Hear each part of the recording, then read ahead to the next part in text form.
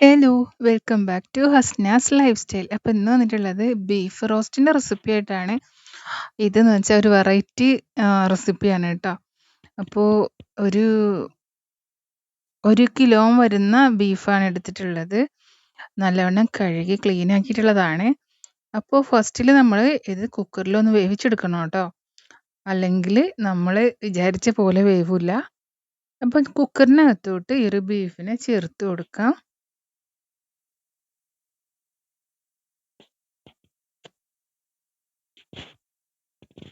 എന്നിട്ട് ഇതിലേക്ക് അല്പം മഞ്ഞൾപ്പൊടി ചേർത്ത് കൊടുക്കാം.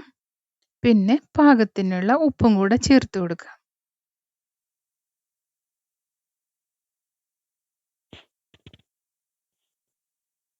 കുറച്ച് വെള്ളം ഒഴിച്ച് കൊടുക്കാം കേട്ടോ. നല്ലോണം വേണ്ട, കുറച്ച് വെള്ളം ഒഴിച്ച് കൊടുക്കാം. എന്നിട്ട് ഇത് മൂടി വെച്ചിട്ട് നമുക്കിത് വേവിച്ചെടുക്കാം.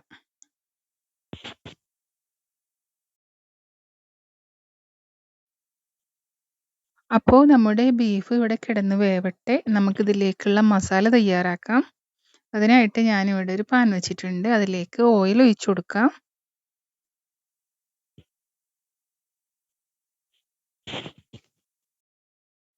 ഓയിൽ ചൂടായിട്ട് വരുന്ന സമയത്ത് കുറച്ച് സ്പൈസസ് ചേർത്ത് കൊടുക്കാം. ഏലക്ക, ഗ്രാമ്പു, പട്ട, അതുപോലെ വലിയ ജീരകം, കുരുമുളക് ഇവയൊക്കെയാണ് കേട്ടോ ചേർത്ത് കൊടുത്തിട്ടുള്ളത്.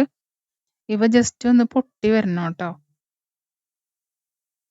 വല്ലാതെ പൊട്ടിത്തെറിക്കേണ്ട കാര്യമില്ല. അങ്ങനെ പൊട്ടിത്തെറിക്കുന്നുണ്ടെങ്കിൽ അടച്ചു വെച്ചാൽ മതി കേട്ടോ. ഒരു 2 ബേ ലീഫും ചേർത്ത് കൊടുക്കാം. അതിനുശേഷം ഞാൻ 2 സവോള കട്ട് ചെയ്തതും കൂടെ ചേർത്ത് കൊടുക്കുകയാണ്. ഈ ഒരു സവോള നന്നായിട്ട് വാടി വരണം കേട്ടോ. നല്ല ഗോൾഡൻ കളറായിട്ട് വരണം. അപ്പോൾ നമുക്കൊന്ന് അടച്ച് വെച്ചിട്ട് ഇതിനൊന്ന് വാട്ടിയെടുക്കാം. ഇനി അല്പം കറിവേപ്പില ചേർത്ത് കൊടുക്കാം. കുറച്ച് കറിവേപ്പിലയേ ഉള്ളൂ. കാരണം കടയിൽ നിന്ന് മേടിക്കുന്നതാണ്. പിന്നെ ഇത് നല്ലവണ്ണം ഗോൾഡൻ കളറായിട്ട് വരണം കേട്ടോ. അതുവരെ നമ്മളിങ്ങനെ വഴറ്റി കൊടുക്കണം. ഇപ്പോൾ നമ്മുടെ സവോള നന്നായിട്ട് ഗോൾഡൻ കളറായിട്ട് വന്നിട്ടുണ്ട്. ഈ സമയത്ത് ഇതിലേക്ക് തക്കാളി ചേർത്ത് കൊടുക്കാം കേട്ടോ.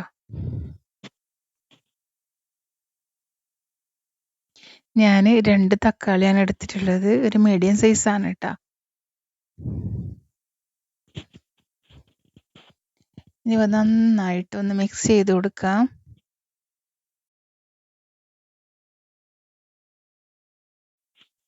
രണ്ട് ടേബിൾ സ്പൂൺ ഇഞ്ചി വെളുത്തുള്ളിയും കൂടെ പേസ്റ്റ് ആക്കിയത് ചേർത്ത് കൊടുക്കാം. ഇതെല്ലാം ചേർത്ത് കൊടുത്തതിന് ശേഷം നന്നായിട്ട് ഇത് വഴറ്റിയെടുക്കാം.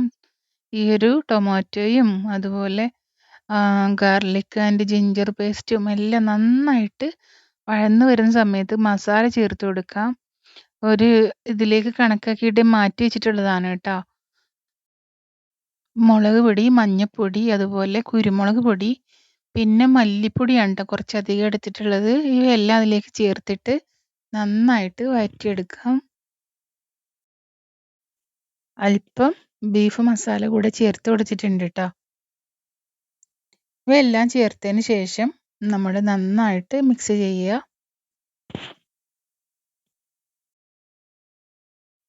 ബീഫിൽ നമ്മൾ ഉപ്പ് ചേർത്തിട്ടുണ്ട്. പക്ഷേ നമ്മുടെ ഈ ഒരു മസാലയിലേക്കുള്ള ഉപ്പും കൂടെ ചേർക്കണം കേട്ടോ. അപ്പോൾ അല്പം ഉപ്പ് ചേർത്ത് കൊടുത്തിട്ടുണ്ട്. അപ്പോൾ ഇതിലുള്ള ഉള്ളി, തക്കാളി എല്ലാം നല്ല പേസ്റ്റായിട്ട് വരുന്ന സമയത്ത് ഇതിലേക്ക് നമ്മൾ ബീഫ് ചേർത്ത് കൊടുക്കുകയാണ് കേട്ടോ. നല്ലവണ്ണം പേസ്റ്റായിട്ടിരിക്കുന്ന സമയത്താണ് ഈ ഒരു ബീഫ് ചേർത്ത് കൊടുക്കേണ്ടത്. ഇത് നല്ല നെയ്യുള്ള ബീഫാണ്. എന്നിട്ട് നന്നായിട്ട് മിക്സ് ചെയ്ത് കൊടുക്കുക. ഇവയെല്ലാം നന്നായിട്ട് മിക്സ് ചെയ്യണം കേട്ടോ. ഈ ഒരു ബീഫിലോട്ട് ഈ മസാല എല്ലാം പിടിക്കണം. അതിനുശേഷം നമുക്ക് ജസ്റ്റ് ഒന്ന് മൂടി വെച്ചിട്ട് വേവിച്ചെടുക്കാം. വേവിച്ചെടുക്കുക എന്ന് പറഞ്ഞാൽ ഇതൊക്കെ ഒന്ന് മിക്സ് ആവാൻ വേണ്ടിയിട്ട് കേട്ടോ. അപ്പോൾ നമ്മുടെ ഈ ഒരു ബീഫ് അങ്ങനെ മിക്സ് ആയിട്ടുണ്ട് കേട്ടോ. നല്ലൊരു ടേസ്റ്റാണ് കേട്ടോ. അങ്ങനെ വെക്കുകയാണെങ്കിൽ അടിപൊളി ടേസ്റ്റാണ്. ഒരു കിടിലൻ റെസിപ്പി തന്നെയാണ് കേട്ടോ അത്. ഇനി അല്പം സുർക്ക ഒഴിച്ച് കൊടുക്കുക കേട്ടോ. ജസ്റ്റ് ഒരു പുളി കിട്ടാൻ വേണ്ടിയിട്ടാണ്. അതിനുശേഷം നമ്മുടെ മല്ലിയില മല്ലിയില നന്നായിട്ട് ചെറുതായിട്ട് അരിഞ്ഞത് അതുകൂടെ ഈ ഒരു ബീഫിലോട്ട് ചേർത്ത് കൊടുക്കാം.